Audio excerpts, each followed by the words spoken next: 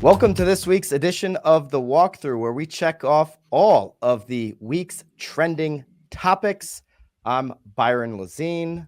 Back in action is Eric Simon, the broke agent, after a week off. Eric, I hope you enjoyed your 57th wedding of the year. I did, yes.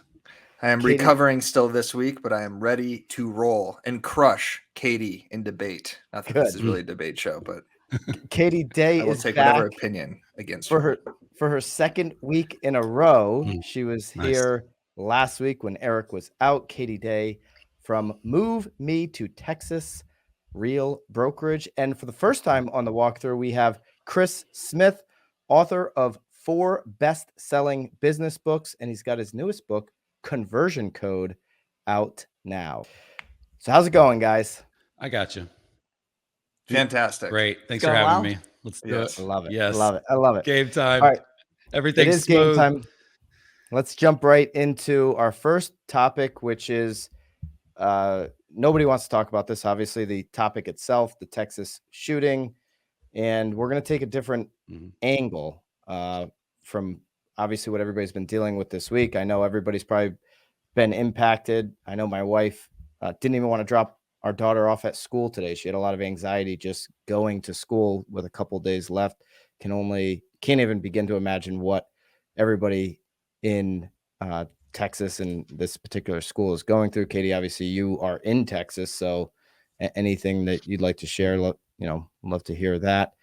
And Eric and I, when this happened, we had this discussion, Chris, that you had kind of mentioned to us before the show. We had this actual discussion.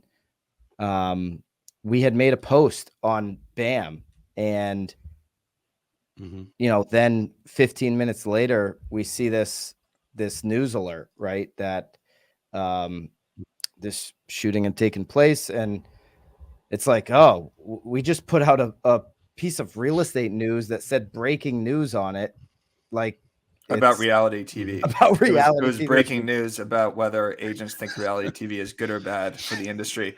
And I called Byron immediately and was just like, what's the move here? Because, this is potentially very tone deaf, but we were not aware of the situation until this was posted. So I think, where we're trying to go with this conversation is how to handle, tragedy on social media from a realtor's perspective and what to post, if anything.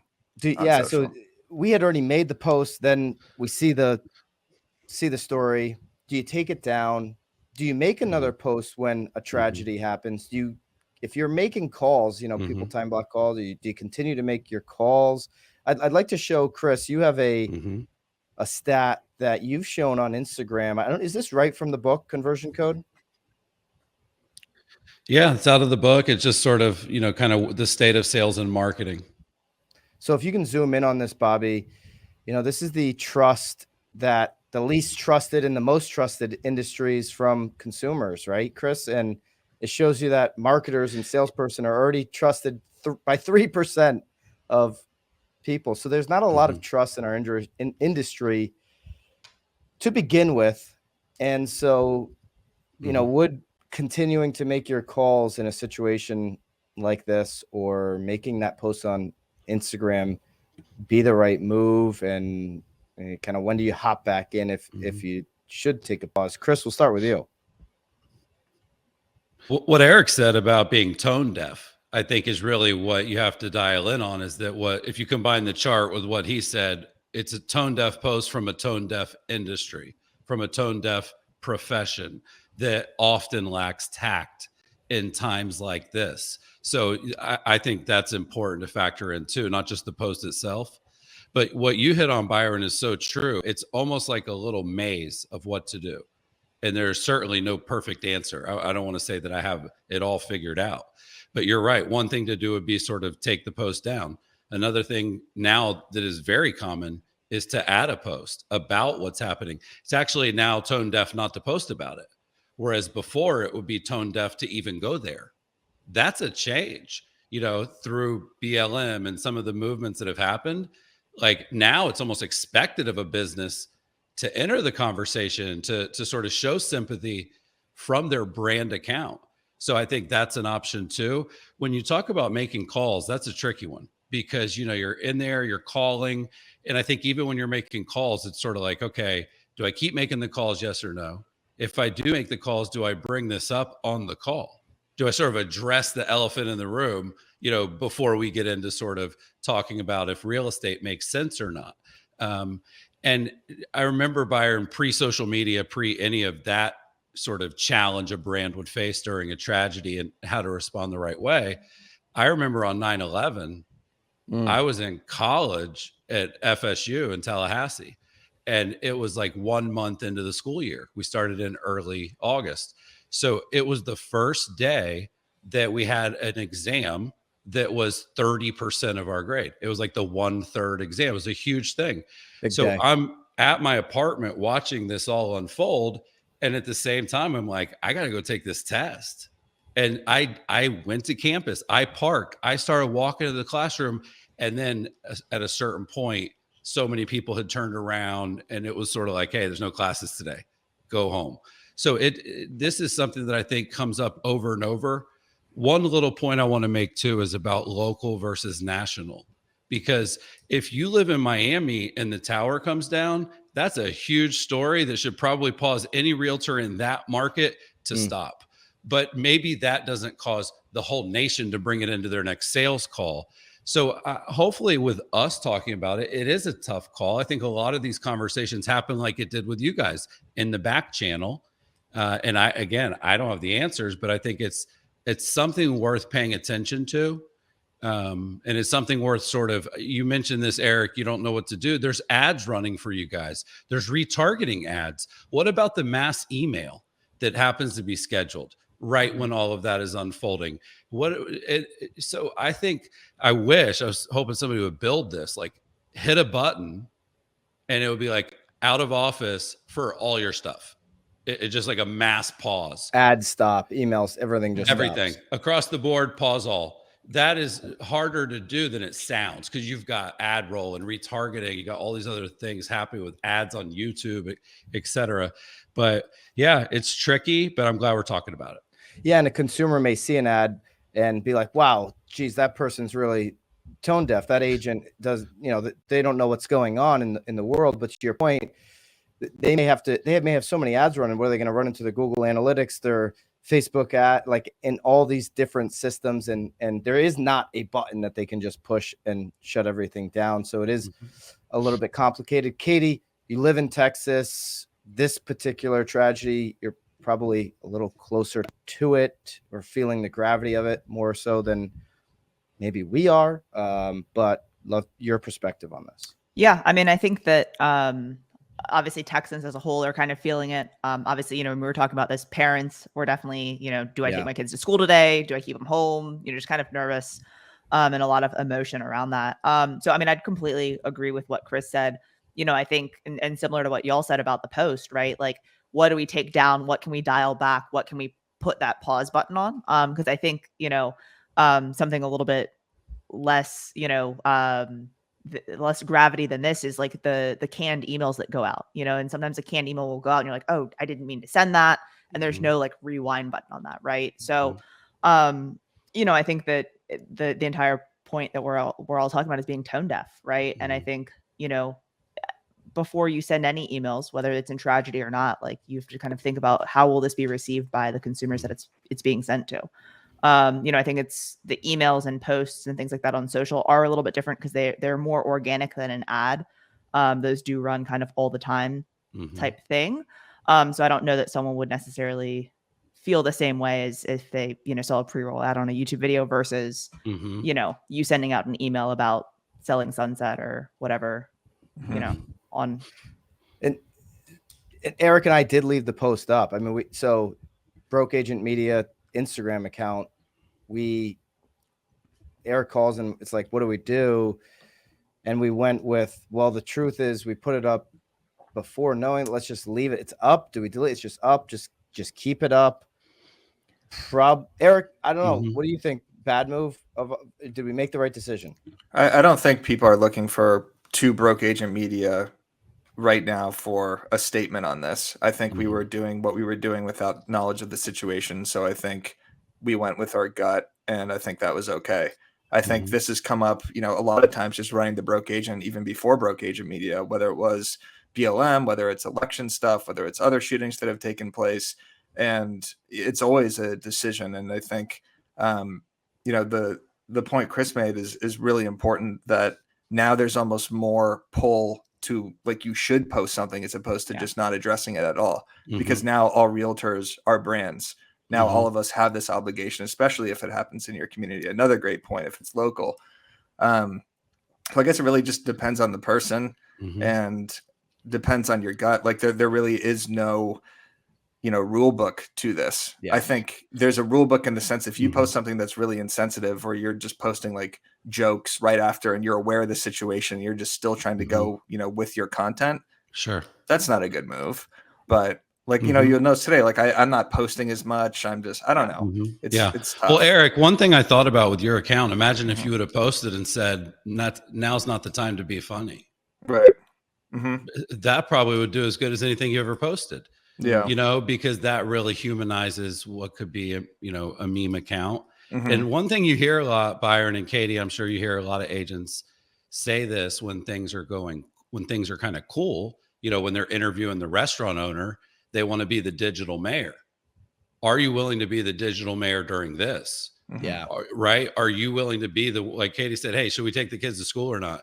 I think a lot of agents can be a hub of valuable sort of help in many ways. Think about how many agents, donate to charities. Well, I'm sure there's a charity with parents that have lost children. Yeah. And I think 100%. that could be what your post is about. Hmm. If you want to address it, like an action centric post almost feels relevant sometimes too. I don't know if you saw this, but Steve Kerr probably went the most viral, and Yep. he was just definitely shooting from the hip in an emotional rant. And that's actually what kind of broke through the internet yesterday. Yeah. And absolutely. And Steve Kerr has some real life experience with that, with his father being shot, obviously. And so the emotion, definitely came out with Steve Kerr's message. And when like you said, when it's local, like COVID was local for everybody, that was something in those first few weeks that I found pretty easy to rally around for local business owners. Right. And so, yeah, and I think it's got to be, you got to be authentic. It's got to be your truth and all of that kind of stuff. If you're going to tackle these issues, there's a lot of nuances. To Eric's point, there is no playbook or rule book. You brought up the Miami, building that collapsed. That's an accident. This is like terrorism, if you will, whatever bucket you want to put it in, probably the appropriate bucket. So it's case by case situation. You've got to look at each one and make a decision. Obviously, being how we started this, being tone deaf and making a post 5 minutes after would just be insane. Sure. All right, moving to the next checkbox here. Housing market deflation. There's an article in Zero Hedge. The air is coming out of the housing bubble. This is written by Tyler Durden. Goes on to state that new single-family home sales plunged by 16.6% for March, and they were down 26.9% year on year. New home sales dropped to the lowest level since the lockdown in April 2020.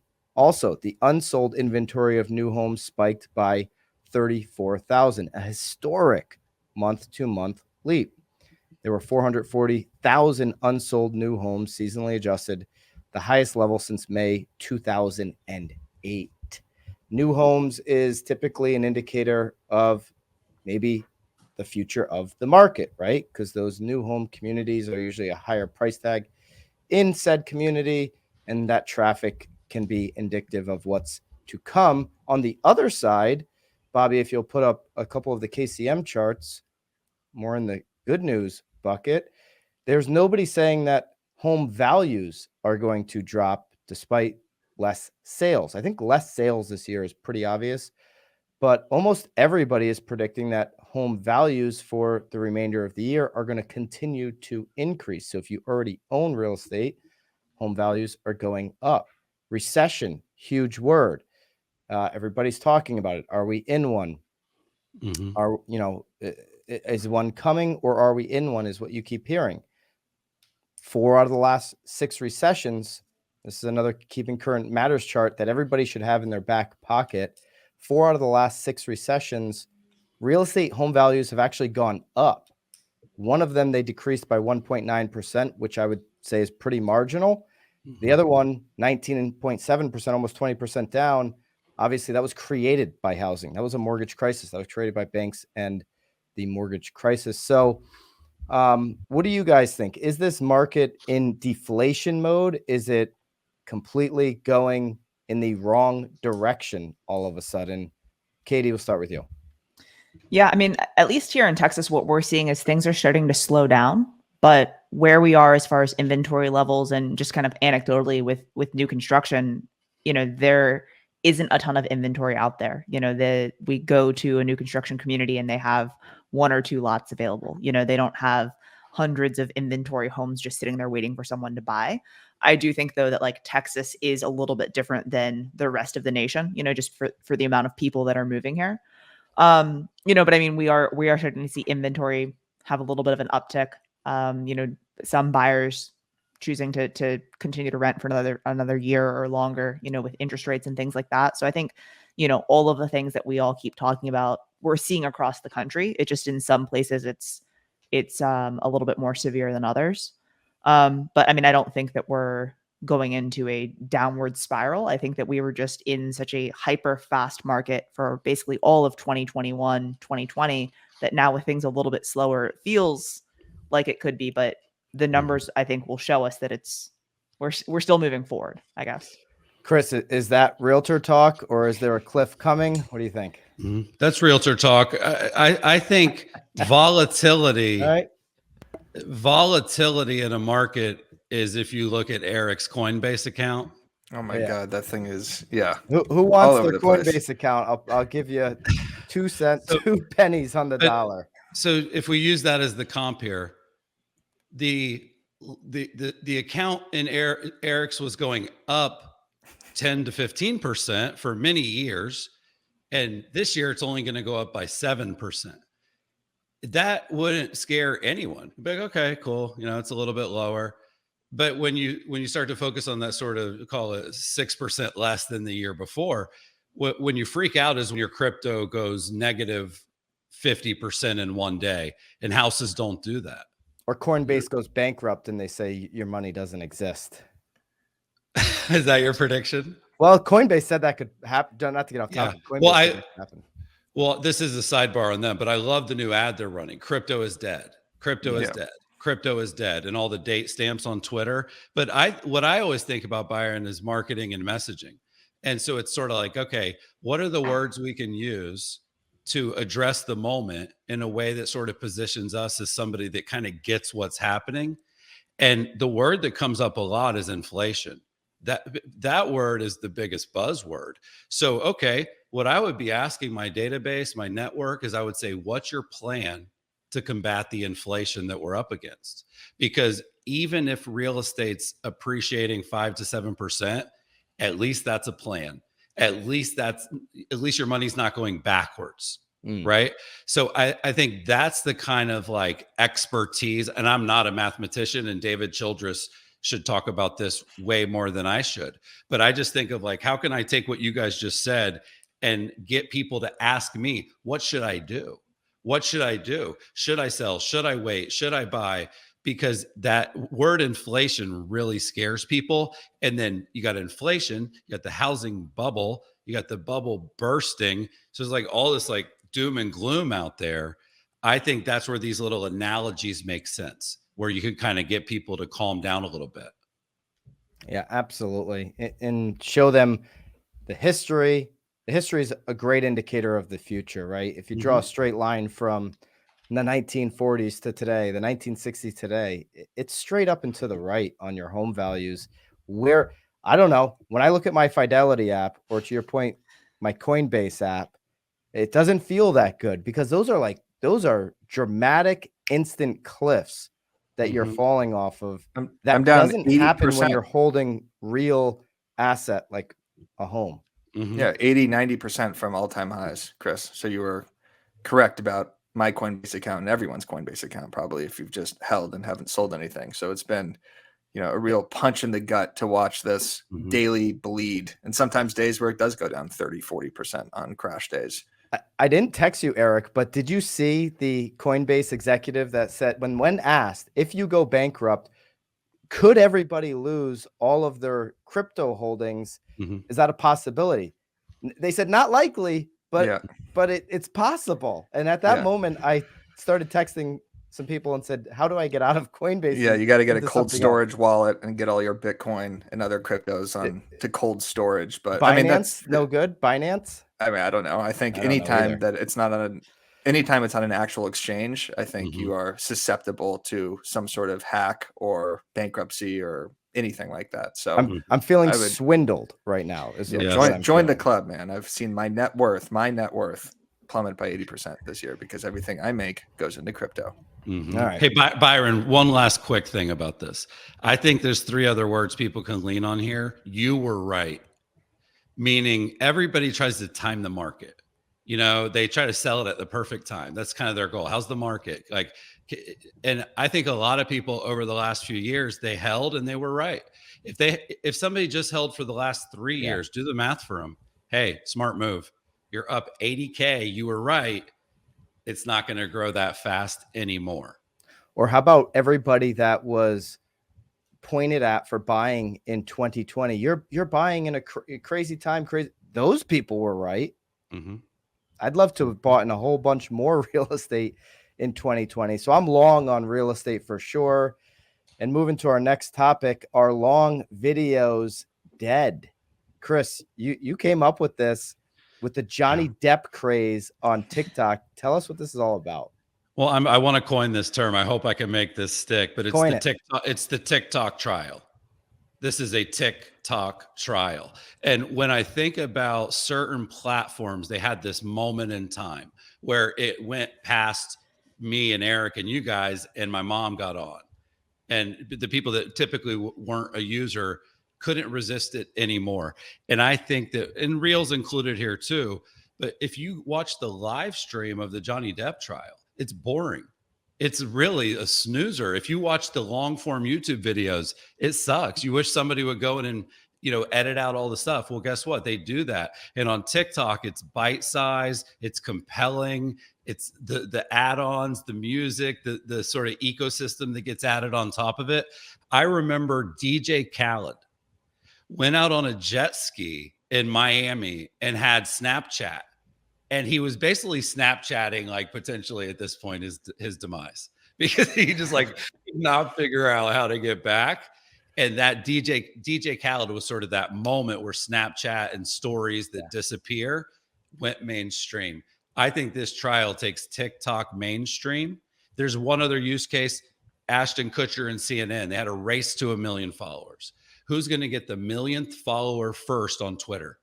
That sort of competition was a big moment for Twitter and sort of the masses using that. I think this is a big moment. I'm excited to see if people sort of recognize that most content in long form is not as interesting as you probably think it is. Yeah, I love listening to long form content still. I'll probably do it forever. I grew up on talk radio, but I will admit, I'll make an admission. I have searched in my TikTok app Johnny Depp trial to find more of these bite-sized pieces because they're coming at me in the algorithm, and I don't know how they're finding me, but then I want more of them because I'll watch the same one 12 times over because they're ridiculous. Bloomberg just reported this week, or had a headline rather, Mark Zuckerberg is blowing up Instagram to try and catch TikTok. That's been obvious to all of us. Katie, you've made a move on TikTok recently. Is TikTok taking over? Is Instagram dead, or is it just about the short form TikTok style, Instagram reel style, and it doesn't matter as much the platform? For me personally, I mean, reels are still a conversation starter. You know, I'm getting comments, I'm getting DMs and things from them. When I'm going into appointments with buyers and sellers, they're referencing videos, you know, from my Instagram that they've watched. I'm certainly not in on TikTok as much as you are. I know you've seen a ton of engagement and, you know, views and comments and stuff like that on your TikTok. So I need to get on your level as far as frequency of posting. But I mean, I would say Instagram's not dead, but I mean, they're going to need to, I think, step it up to get people off TikTok and back on Instagram. I love TikTok. I'm not afraid of, what is it, ByteDance owning. I'm not afraid of my data being out there. I believe it's already out there. Oh, Eric, if someone wanted it, it's already, you know, it's already out there. Eric, are you concerned about your data? No, not really concerned about my data. I'm concerned about Instagram being dead because that is also my livelihood. So if crypto's going down and Instagram is dead, I think this is a pretty bad episode for me. But Instagram has always done a great job at evolving and taking the best aspects of every app. To your point, Chris, again, which I keep piggybacking off of all of your brilliant points, Instagram took stories from Snapchat after kind of that DJ Khaled moment. I think it kind of coincided around the same time. So Snapchat, for me as a content creator, became sort of obsolete. It's still a great messaging app for Gen Z and everything, but I don't use info filters. Instagram took filters also from Snapchat. Instagram took reels from TikTok. Instagram's new algorithm right now, it's 50%, 60% suggested posts. I don't see, it's not just people I follow anymore. It's all people that the algorithm is serving me because it wants to keep you on the app. It wants to show you that short form content. So I don't think Instagram is dead. I think TikTok is just done such a better job at keeping you on the app. There's nothing else like scrolling through TikTok for 30, 40 minutes because it serves you exactly what you're looking for every single time. And now TikTok has stories. So it took a little bit of that from Instagram, and it kind of really is like this battle royale. And one last point, I still think Instagram is the best place to host an audience because of the communication aspect. The DM feature on Instagram is way better than TikTok. Yeah. Stories and link clicks are still better on Instagram, and just it's more of like a communication app too. Like I feel like I know my followers on Instagram. TikTok, you don't know your followers because you're just being fed stuff from other accounts. I think some of those things are easy to change. The answer to me is obviously both. Be on both.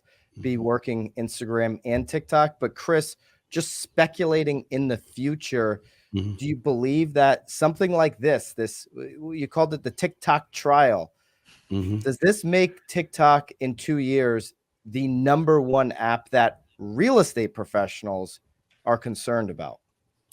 Yeah, it does. I don't think it's, but I think it's Reels talk, or Tick Reels. I don't know what you would call that. I don't know who said Instagram was dying, but it's definitely not dying. Reels is still getting traction with the masses. So are stories. So yeah, I think, and I said this in my book, I said TikTok is the epicenter of internet culture. I believe that. Because of that, it's going to be insanely relevant across generations for years to come. So, and I was just as skeptical as everybody else. I think you're right, Eric. Sometimes these companies sort of validate each other's features, but then one of them does better. Like I'm predicting stories flop on TikTok. I don't think people want TikTok stories. They flopped on Twitter, but meanwhile, stories on Instagram actually killed compared to stories on Snapchat where they were invented. The short answer would be yes, Byron. TikTok is going to be as important or more as any social network 2 years from today. I don't know if Bobby, if you can pull up that Bloomberg article, if you have it in front of you, there is a chart there. If not, we'll edit it in after. Social media platform popularity, share of teens who report their favorite social media platform as being, and they've got all these colored lines. TikTok's on their Snapchat, Instagram, Discord, Facebook, and Twitter are the ones that are mentioned. And here in 2022, if you scroll down, Bobby, to that chart, here in 2022, TikTok has taken Snapchat over You need to get rid of that ad blocker that Bloomberg is feeding you. Of course, Broke Agent Media, by the way, has no ad blocker. So just a little. Open. Just Are you guys stealing an Inman membership? Is that what's happening? Just a little food for thought there. Bam, no ad blockers on Bam. All right, Bobby, get rid of this thing. I can't. You're making me go insane. You're just leaving it up there while you search blurry. for that little Xbox. Anyways, TikTok, most popular amongst teens, then Snapchat, then Instagram, then Discord, then Facebook, barely over Twitter. We'll edit in that chart. Just a little food for thought there. TikTok, then Snapchat, then Instagram for the teens. Interesting. Very interesting. All right. Eric, you wrote an article on BAM like you do every single week every single week, every single day. Every single day from the character of the broke throwing agent. up content. Yes. That's right. And so this one is on how to increase link clicks. Walk us through this. Yes, as Dr. Clickstein, which is my nickname on the show, I should be able to articulate this. So, to Chris's point, again, stories have been crushing on Instagram lately. I don't know if anybody else sees this, but my Instagram engagement has skyrocketed. And I thought it wasn't because of all these link clicks. But I'm going to tell you how to get more clicks on your links in your stories. So number one, you should always rename your link. So instead of just throwing up a link and it just has YouTube or it has Broke Agent Media or it has some hideous bit.ly URL, rename your link that says something like click here or watch full episode. Give an actual call to action with that link, and you will probably increase your link clicks. When you drop the link in, it's literally just the next line down that you rename it. Right? Correct. Eric? Yeah. It's called customize, or you rename your sticker, basically. Yeah. Is what it is. So number two, you should set up your link. So instead of just posting a story and your first story has the link in it right there, use something like a cover photo, basically, or that's how I think of it, in create mode, where you introduce what you're going to talk about. So if I post an Instagram article or I post an article to Instagram with a link in it, I like to say something beforehand, like, hey, you want to find out how to get 3 more or how to get more clicks on your links? And then it goes to the next story, and then you click it there with like an actual engaging image. So you want the image to also be engaging where your link is, so people are actually DMing you from that story. And then number 3, I would try to avoid putting multiple links in the same story. We can't avoid this with BAM because we're promoting articles. Inman does this where they have a link every single story, but you don't want to have links going to too many different places in the same 24 hours, because that is going to probably diminish the link clicks you get throughout.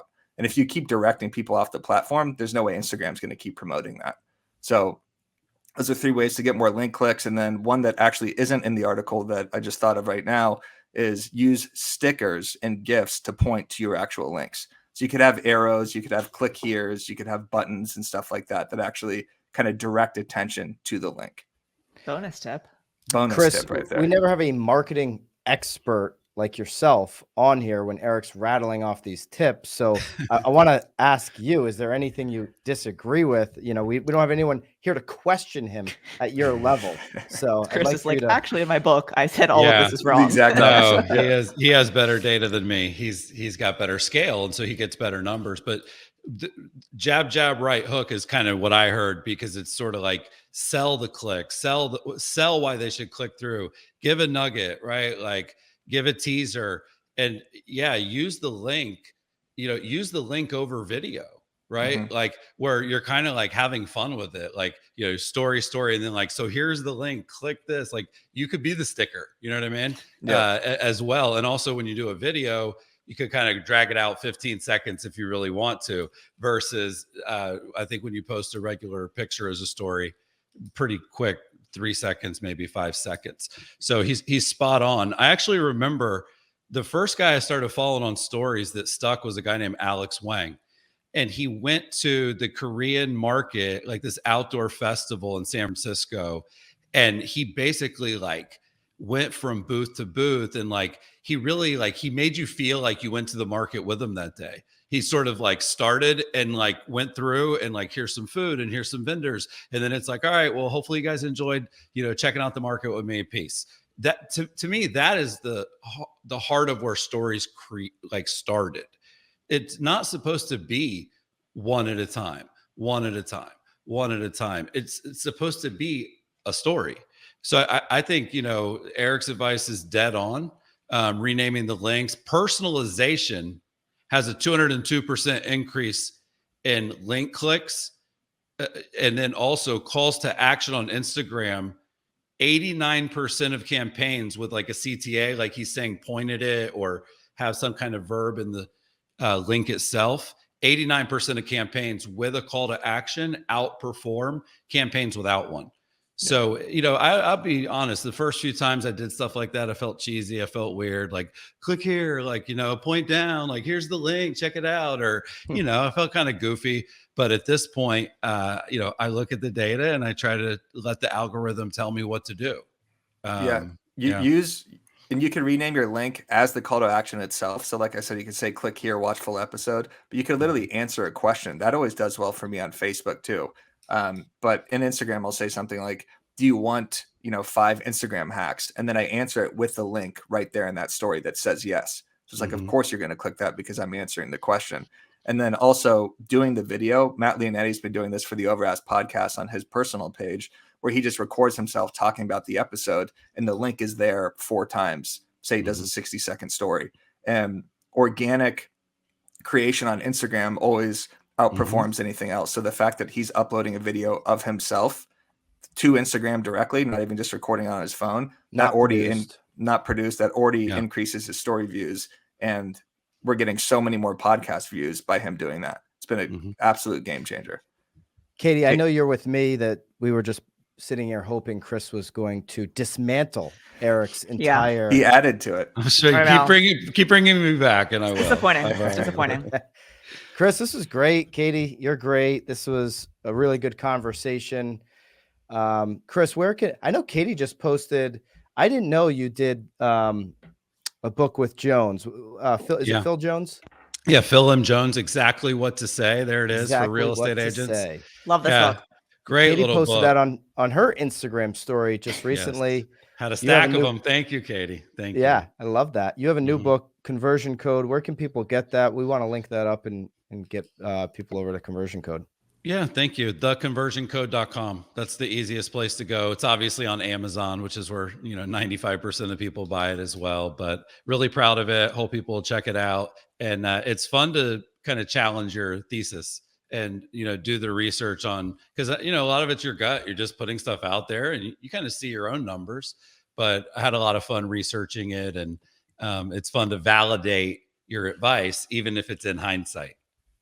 Yeah, absolutely. And get the conversion code so that when you download Keeping Current Matters, try kcm.com/BAM. When you get the data, some of the charts that we were showing you before, you can position it properly. Some of the stuff Chris was talking about earlier with your home shoppers, buyers, investors, sellers, some of the most relevant topics in today's industry. KCM, Keeping Current Matters, is breaking them down visually for you. You can use some of the stuff that Chris is talking about in the conversion code to get that out in front of more people and help educate your audience. That's try kcm.com/BAM. All right, guys, really appreciate both of you guys are going to be back on the walkthrough, right? Yes, this was awesome. Awesome. Thank you. This was great. Great. We'll see you guys next week.